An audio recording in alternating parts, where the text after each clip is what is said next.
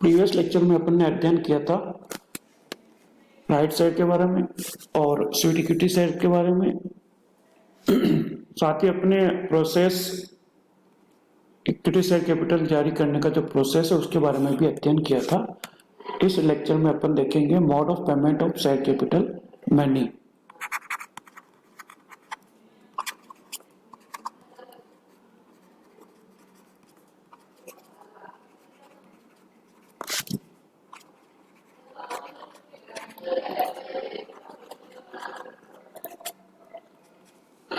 Share capital जारी करने की प्रक्रिया अपन ने देखी थी।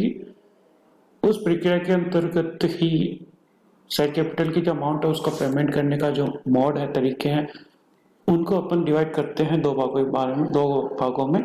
इसके अंदर फर्स्ट है लमसम पेमेंट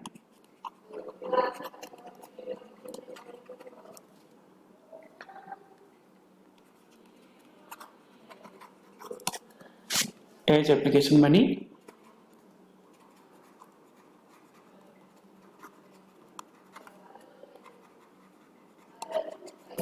और सेकेंड है अपने पास से पेमेंट इन 2 और 3 इंस्टॉलमेंट।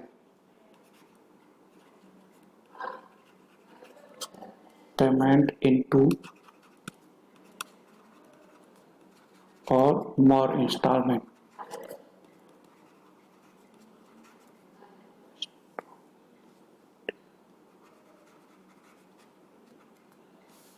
लमसम पेमेंट और पेमेंट इन 2 और 3 और मोर इंस्टॉलमेंट। इसके अंदर फर्स्ट जो मेथड है वो काफी कन्वीनियंट मेथड है।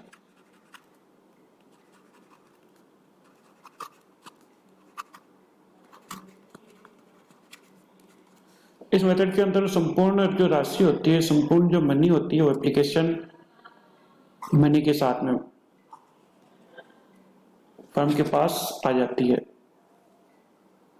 ऐसा कब कर सकते हैं? जब आप टोटल जो इश्यू है 50 करोड़ से अगर कम का इश्यू है तो अपन फर्स्ट कंपनी द्वारा फर्स्ट मेथड का यूज किया जा सकता है लमसम पेमेंट, जिसके अंदर पूरी जो शेयर प्राइस है, इश्यूइंग प्राइस, वो एप्लीकेशन मनी के साथ संपूर्ण राशि देय होती है।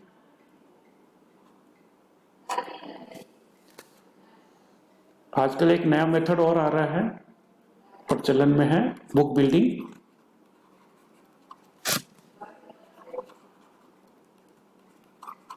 जिसके बारे में हम दूसरे वीडियो के अंदर डिस्कस करेंगे इसके बारे में।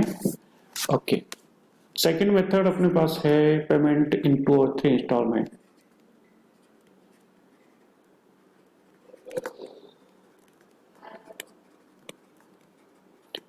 टू और मोर इंस्टॉलमेंट।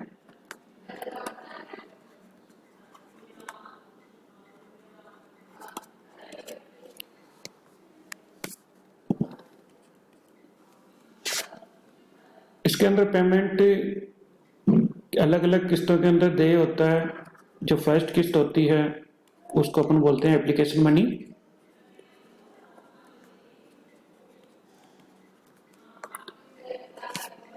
फिर एप्लीकेशन मनी के बाद में अगर जिसको शेयर अलॉटमेंट हो जाता है तो अलॉटमेंट राशि, अलॉटमेंट होने पर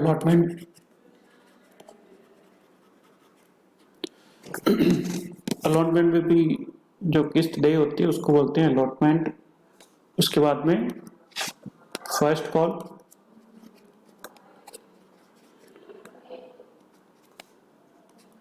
सेकेंड कॉल,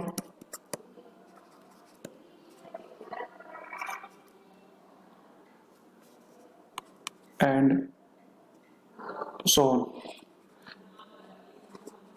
इसके बाद भी अगर कुछ राशि बच जाती है तो वो थर्ड कॉल में देय होती है।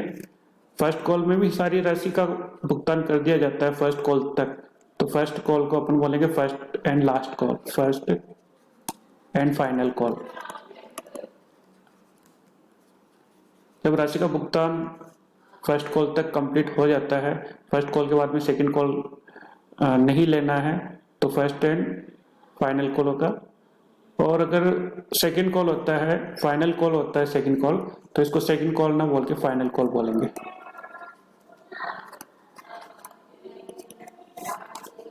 फिर थर्ड कॉल नहीं आएगा, तो ये सेकंड कॉल तो कंप्लीट हो जाएगा। सपोज कीजिए अपने पास एक फर्म द्वारा 100 रुपए इश्यूइंग प्राइस है शेयर की, कंपनी द्वारा इस पर एप्लीकेशन मनी के रूप में 30 रुपए मांगे आवेदन पर। उसके बाद में अगली इंस्टॉलमेंट के अंदर इन्होंने 30 रुपए ही मांगे आवंटन अलॉटमेंट पे। शेष राशि 60 रुपीज हो चुके हैं, बचा 40 को ये 2 किस्तों में मांग सकते हैं, 20 की 2 किस्तें हो सकती है, तो 20 रुपीज का फर्स्ट कॉल और 20 रुपीज का फाइनल कॉल। अगर इन्होंने 40 रुपए फर्स्ट कॉल पे होते और यहीं पे अपना प्रोसेस कंप्लीट हो जाता, तो इसको फर्स्ट कॉल ना बोल के इसको फर्स्ट एंड फाइनल कॉल बोलते हैं, कहा जाएगा।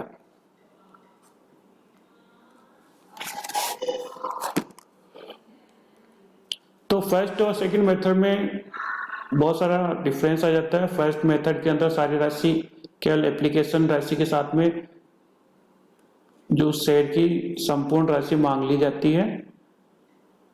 ये थोड़ा कन्वीनियंट मेथड है, क्योंकि इसके बाद में जो शेयर उन्हीं को जारी किए जाएंगे जिन्होंने सारा पेमेंट कर दिया है।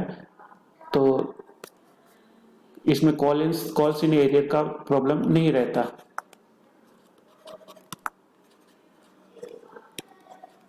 कॉल्स इन एरियर का प्रॉब्लम नहीं रहेगा। Forfeiture of share,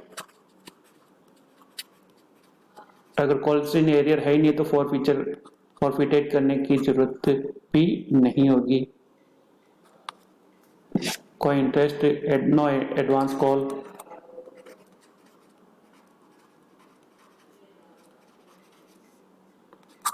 advance calls भी नहीं ली जाएगी।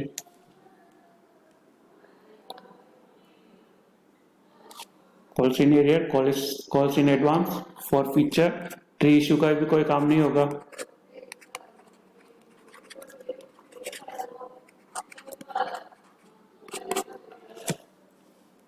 फर्स्ट मेथड थोड़ा कन्वीनियंट मेथड है, क्योंकि सारी राशि एप्लीकेशन मनी के साथ में प्राप्त हो जाती है, तो कोई भुगतान नहीं करे ऐसी कंडीशन नहीं होती है, क्योंकि शेयर उन्हीं को जारी किए जाते हैं जिन्होंने सारा पेमेंट कर दिया हो। अगर 50 करोड़ से कम का आपका इश्यू है तो आप फर्स्ट मेथड को यूज कर सकते हो। आजकल बुक बिल्डिंग नाम से एक अलग प्रक्रिया अपनाई जा रही है, लमसम मेथड के अंदर ही है बुक बिल्डिंग। उसके बारे में अपन दूसरे किसी वीडियो के अंदर डिस्कस करेंगे।